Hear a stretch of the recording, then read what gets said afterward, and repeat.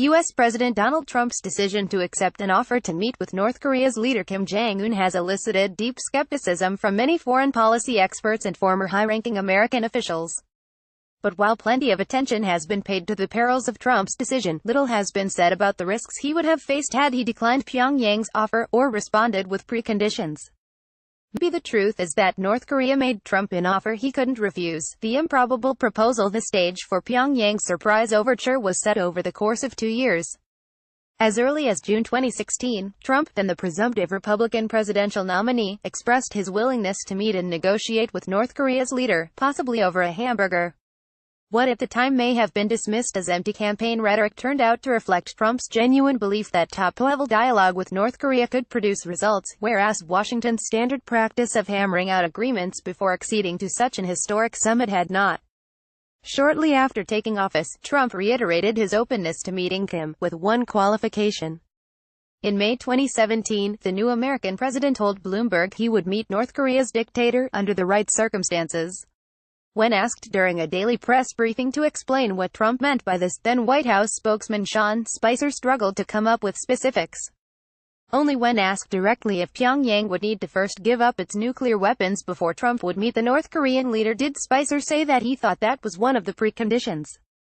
While Trump conditioned his possible meeting with Kim on an ambiguous set of circumstances, his administration's requirements for high-level U.S.-North Korean dialogue remained relatively clear, except for a few instances of mixed messaging.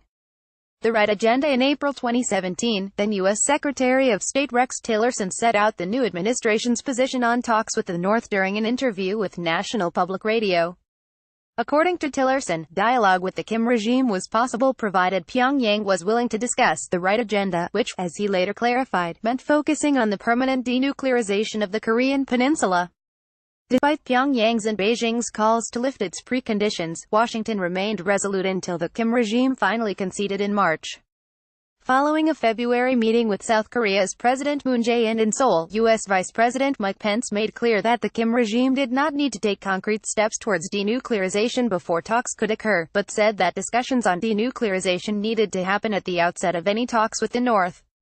Later that month, high-ranking North Korean officials told Seoul that the Kim regime was finally interested in talking with the U.S. The Trump administration, however, did not commit to dialogue since Pyongyang had not pledged to put its nukes on the table. Washington's cool response led North Korea's foreign ministry to vow that Pyongyang would never give in to the Trump administration's preconditions or beg for talks. The North even threatened to counter U.S.-South Korea joint military exercises, scheduled to start in April, if the U.S. kept its sanctions in place, but only 2 days later, Kim Jong-un made a major reversal, telling South Korean interlocutors he was willing to discuss denuclearization, would tolerate the upcoming U.S.-South Korean drills, and refrain from further nuclear and missile tests so long as talks continued. Soon after receiving this news and learning that Kim desired a face-to-face meeting with him, Trump stunned the world by readily accepting the improbable proposal. Risks and rewards. Respected national security experts, including Jeffrey Better, President Barack Obama's principal advisor on Asia during his first years in office, and Michael Green, former special advisor to George W.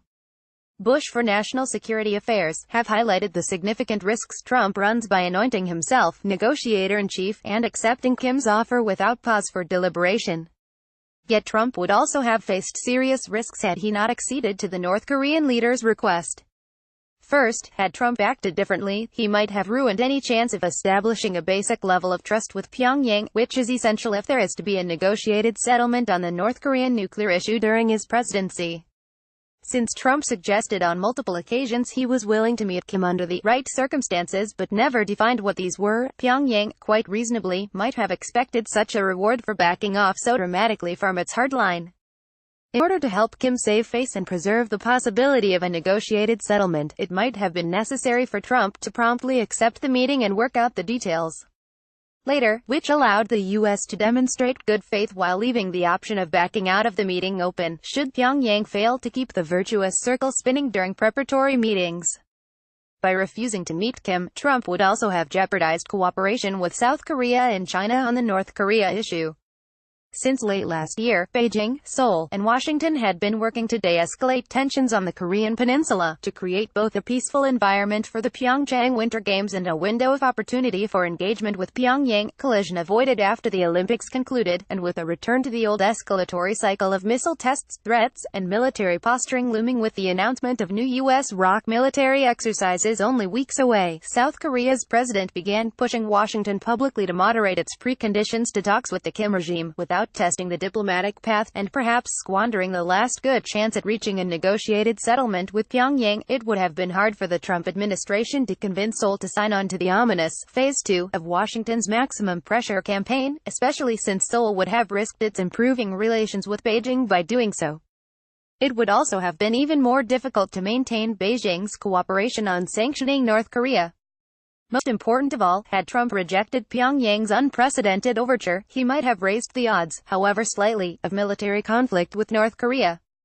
Washington and Pyongyang appeared to be on a collision course when Kim made his offer. At the time, U.S. and South Korean defense chiefs were preparing to announce the dates of new joint military exercises within 3 weeks. North Korea had met those annual exercises with provocations each year since Kim came to power, starting with a failed satellite launch in April 2012 and culminating in a crescendo of missile tests in 2017. Having already threatened to counter this year's drills, it is hard to imagine how the Kim regime could have afforded not to follow through with its threat had Trump declined Kim's offer or suddenly sprung previously unstated preconditions on the dictator. And there is no telling if North Korea would have taken what some national security experts see as the logical next step for the country's missile program, a horizontal test of its intercontinental ballistic missile. This involves North Korea launching its most powerful missiles on a relatively normal trajectory, as opposed to lofting it high up into the Earth's atmosphere as it has done in all of its tests to date, in order to totally convince the U.S. that it possesses a fully operational weapon capable of delivering a nuclear warhead to a target on the U.S. mainland, with the Trump administration still considering military options for dealing with the North Korean nuclear threat. It is possible, albeit unlikely, that the situation on the Korean peninsula could have spiraled into a military conflict if Trump's instinct had been to press Kim for more concessions, rather than to accept his offer, least risky option. There are plenty of reasons to be concerned about the Trump administration's preparedness for the planned summit with Kim Jong-un. A president with little foreign policy experience pursuing an unorthodox style of diplomacy with a hollowed-out State Department and minimal preparation time is an inherently risky endeavor. But Trump's decision to take a chance on diplomacy while maintaining pressure on the Kim regime may have been his least risky option. Photo, Cool Loud, Flickr.